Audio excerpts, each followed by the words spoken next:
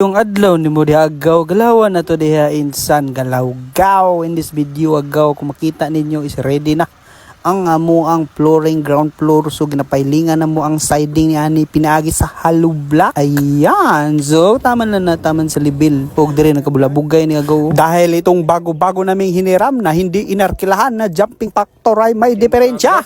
Ayan. Karagahan na ako nagbalik. Okay, Nag-leak naman ni Dahan ganina.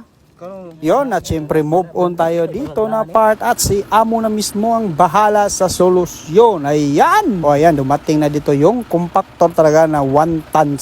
So yan lang yun gagamitin namin. Pirmero ay nagkaaberya kami nito. Insan, meron nasulbad rin at nagamit namin. So ito papaikot ko sa iyo. At yang pinormahan sa gilid ng pader ay isang firewall agaw. So ganyan na sistema ay matatawag nating cast in place. Kasi yung forma na yan ay bubuhusan lang. Pasilip sa mukhang tinakpan sa sobrang init ako ay umitim. Alright, ito na nga at pinapandan namin ang small tractor.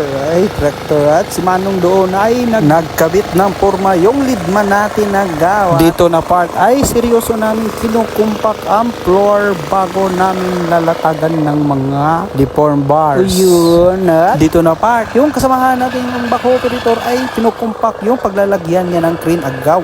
Yun o, maraming salamat and thank you for watching. Ako nga pala si ang inyong agaw drops, Ma'am Foreman.